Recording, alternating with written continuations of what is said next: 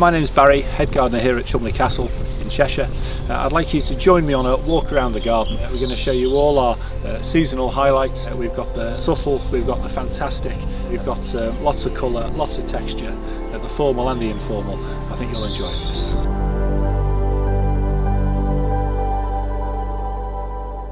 Now this is Brunnera macrophylla Hadspin cream, which is a really popular variety of Brunnera. Brunnera are sometimes known as the perennial forget-me-not, and you can easily see why. It's got typical forget-me-not type flowers, nice and frothy above the canopy of foliage, and it really good grower in all gardens really, whether you've got a slightly drier aspect or slightly damper soil. It seems to thrive in any situation really, and flowers over a long period of time. This is probably about 4 weeks in. We've still got quite a lot of flowers to come, and it just extends that season of interest, which is what the springtime is all about. Now, one group of plants that absolutely loves the soil and the climate that we've got here at Cholmondeley are tree peonies. And all they really need is protection from a cold wind and a soil that isn't too heavy and contains too much water during the winter months. These are all Japanese tree peonies that we've got along Livernia Walk, and this is an excellent one. This is called Duchess of Kent, which has huge heads, as you can see, that open up like individual petals of tissue paper. Absolutely wonderful. But the great thing with tree peonies as well, because the flowers can be short-lived, is the foliage. And that texture of foliage, and it complements a wide range of plant types for me. It's really good in the mixed shrub border, really good as we got them here in the herbaceous borders, and also a good foil for things like camellias, like rhododendrons, like bamboos. They're wonderfully versatile plants, absolutely super. Now, another one of my favourite perennials for any garden is here in the glade. This is Geranium macrorhizum. It's got really nice sort of delicate foliage, really nice tactile stuff that's nicely scented, and it's got a really long season of interest. These beautiful white flowers which pollinators, including bees, absolutely love, but also after they've gone, you're left with these nice sort of red flushed seed pods, or what will be the seed pods later on as well.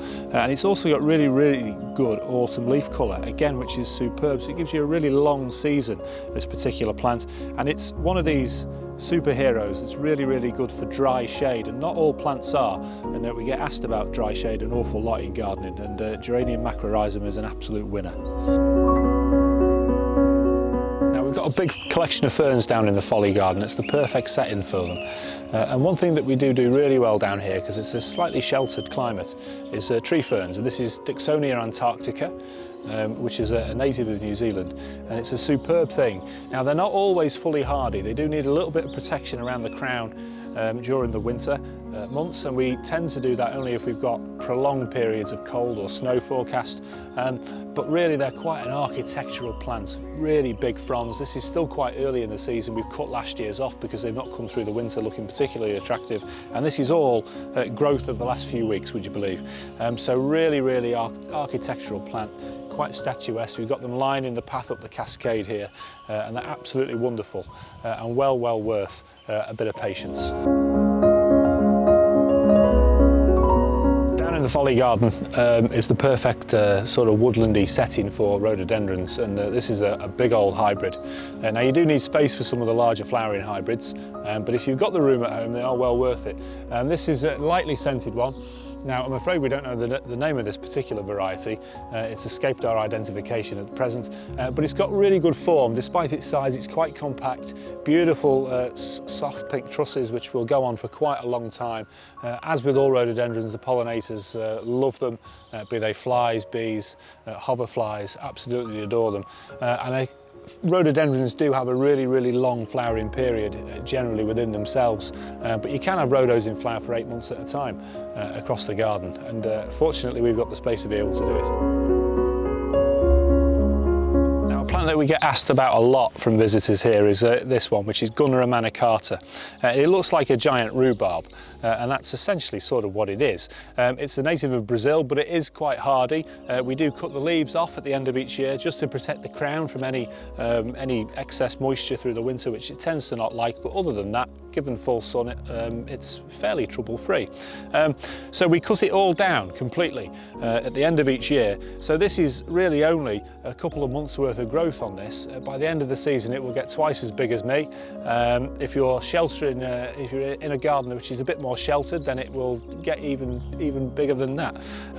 The flower spikes emerge at the same time as the leaves, which is a really interesting and quirky feature, just producing a bit of pollen there now. But it's just in every way a plant from another time, isn't it? You can imagine it in Jurassic Park. It's a brilliant plant, really quirky, very statuesque. One of the specialities of Cholmondeley, as well as rhododendrons and camellias, is magnolias. And this is Lenii, which is a really good late flowering one. It will usually start towards the end of April, and then it will go on for quite some weeks, probably 6 or 7 weeks, and then it will throw out flowers later on into the summer as well, albeit on a much smaller scale than this. It's really easy to grow. Because it flowers late, it's less susceptible to weather damage like a lot of earlier magnolias, but one of the key things to it is that fragrance, which smells like a peach Melba yoghurt. It's absolutely amazing. Now, one of the joys of any garden, sort of end of May into June, is laburnum, and you'll see them commonly trained over arches, but they make a really impactful tree as a specimen, and we've got quite a nice grove of about a dozen down here at Cholmondeley, and they flower over a long period of time, characterised by this beautiful pendant yellow flowers which hang down a bit like wisteria does, nicely scented. The pollinators love them. You might be able to hear the bees buzzing away behind me, but they are wonderful trees. They do need a little bit of wind protection, but other than that, relatively trouble-free. Thanks for joining me today, folks. Do check out our website at cholmondeleycastle.co.uk and our social media channels for all our upcoming events, and of course the gardens, which are set to be spectacular throughout the rest of the year. We can't wait to see you with us.